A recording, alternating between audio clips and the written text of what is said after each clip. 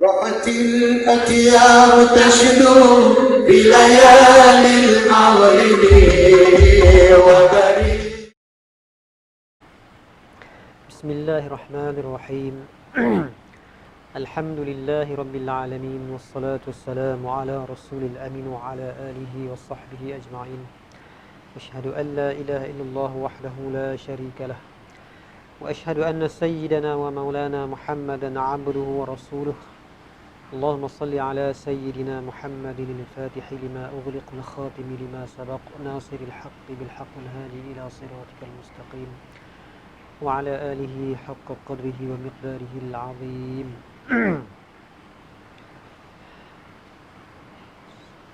Salah satu kesilapan yang amat nyata, yang amat salah, ialah apabila kita masukkan nafi, masukkan yang dinafikan dalam kalimah la ilaha illallah akan ma'budul kuffar, mana menafikan segala sembahan-sembahan kafir. Itu kesalahan yang besar, sebab sembahan-sembahan kafir itu tak masuk dalam kata ilah. Sebab ilah pada kata la ilaha tu, itu kena pada kullu ma'budin bihaqqin, tiap-tiap yang disembah dengan sebenar. Bukan disembah pada dakwa kafir, bukan masuk sembahan kafir situ. Sebab sembahan kafir itu Tuhan yang sembah dengan tak sebenar, yang disembah dengan tak sebenar. Sebab apa? Sebab dia bukan Tuhan yang sebenar. Di sini yang disembah dengan sebenar-benar tu mestilah bersifat dengan sifat ketuhanan. Kalau dia tak bersifat dengan sifat ketuhanan, dia tak panggil yang disembah dengan sebenar. Mana yang disembah dengan sebenar tu ialah Allah semata-mata, tidak yang lain. Kalau dengan tafsirnya, apa sifat-sifat ketuhanan? La ilaha illallah, tiada yang bersifat dengan wujud, tiada zat yang bersifat dengan wujud melainkan Allah. Tiada zat bersifat dengan baqa melainkan Allah. Mana Allah lah yang bersifat dengan wujud yang hakiki. Allah lah bersifat qidam, Allah lah bersifat baqa. Adapun sembahan-sembahan kufar itu tak masuk di situ, sebab dia tak bersifat dengan sifat ketuhanan. Walaupun ilah di sini makna dia kulli, makna dia kulli, tapi dia tak wujud. Tuhan yang lain pada Allah Ta'ala itu tak ada. Cuma ilah sendiri itu, mafhum ilah ni kullu ma'budin bihaqqin, tiap-tiap yang disembah dengan sebenar. Jadi nak soalan dia, adakah sembahan kufar tu yang disembah dengan sebenar-benar? Sembahan kufar tu bukan disembah dengan sebenar-benar. Kalau siapa bersembah, mana kata tuju tak kena tempat, mana dia bukan Tuhan. Tuhan pada reka kata, Tuhan pada buah nama ya. Tu sembahan kufar. Jadi tak boleh kita kata la ilaha illallah, tiada segala berhala melainkan Allah, tak kena itu. Tak boleh itu. Yang dinafi di sini bukan ada. Tak ada. Yang ni Tuhan yang lain pada Allah tu, Tuhan yang sebenar, yang bersifat dengan sifat ketuhanan, lain pada Allah Ta'ala tu ada tak? Tak ada. Jadi soalannya, bila tak ada, apa siapa kita nafi? Jaga. Nafi di sini, nafi makna khabar, makna mengaku. Kalau kita kata isbat pun, isbat makna idrakus subut. Isbat makna menyabitkan. Menyabit makna mengaku dengan sungguh, mengaku dengan sabit. Subut tu sifat bagi hak sabit. Kita ni musbit. Isbat tu sifat bagi musbit, orang yang menyabitkan. Jadi ada Allah Ta'ala, ketuhanan Allah Ta'ala tak terhenti atas kita menyabit. Subut dia tu tak nanti dengan kita menyabit. Jadi di sini isbat di sini mana idrakus subut, mana mendapat akan sabitnya, mendapat akan keadaan ketuhanan. Bagi ketuhanan tu ialah bagi Allah semata-mata. Bukan nafi makna buang, bukan makna buang dah. Nafi makna mengaku sini. Sebab tu sah kita nafi hak tak ada kat sini. Mana? Tuhan lain daripada Allah Taala, tak ada. Mana mengaku, kita mengaku Allah sajalah Tuhan. Illa dengan mana? Illallah, hak kita isbat mana mengaku, hak nafi pun mana mengaku. Mengaku dengan tak ada lain, tak ada ketuhanan yang lain daripada Allah, mengaku. Isbat akan Tuhan, mengaku juga. Nafi mana mengaku, isbat mana mengaku sini. Mana idrakus subut. Idrakul intifa, mengaku dengan ternapi keadaan ketuhanan tu bagi yang lain pada Allah Ta'ala. Baik. Jadi kalau gitu, sembahan-sembahan kufar tu ada ke tak? Dia ada. Dia tu ada, dia bukan Tuhan. Di sini kira nak nafi Tuhan yang sebenar-benar disembah. Tak ada melainkan Allah Ta'ala jua semata. Jadi salah kalau kita nafikan ma'budul kuffar di situ. Salah. Segala sembahan-sembahan, segala berhala-berhala tak masuk situ. Ini kena beringat. Salah yang kita kata nyata, salah yang besar. Kalau kita pergi nafi sembahan kufar masuk dalam kata ilah atau sembahan kufar, salah. Ilah sendiri itu yang disembah dengan sebenar-benar. Sembahan kufar tu sebenar-benar tak? Tak sebenar. Sembahan palsu. Tuhan pada dakwa dia yang tak ada dalil, tak ada burhan. Baik.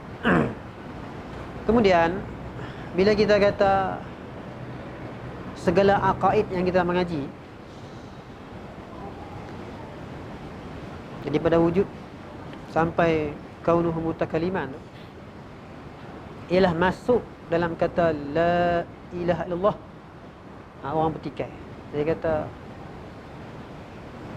sifat ni baru timbul zaman Imam Asy'ari. Dia kata la ilaha illallah tu lah lama zaman Nabi dah.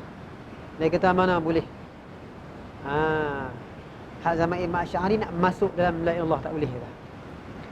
Kita tanya dia balik. Ada Allah tu bila? Qidam Allah tu bila? Sejak bila Allah Ta'ala bersifat qidam? Sejak bila Allah Ta'ala bersifat baqa? Sejak bila Allah Ta'ala bersifat wujud? Sebab sejak Imam Asy'ari kan? Atau sejak kita kata la ilaha illallah kan? Tak, itu sifat Allah.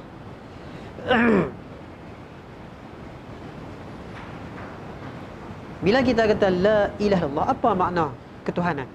Kena faham makna ketuhanan. Makna ketuhanan tu mana? Makna ketuhanan al-istighna an kulli ma siwahu wa muftaqirun ilahi kullu ma adahu. Yang terkaya, yang terlepas, yang tak berhajat ke yang lain. Satu. Yang keduanya, yang lain berhajat ke dia. Mana Allah ni ialah zat yang terkaya, yang dihajat kepada dia. Zat yang tak berhajat, yang dia dihajat kepada dia. Bila sebut macam tu, mana kita kertilah.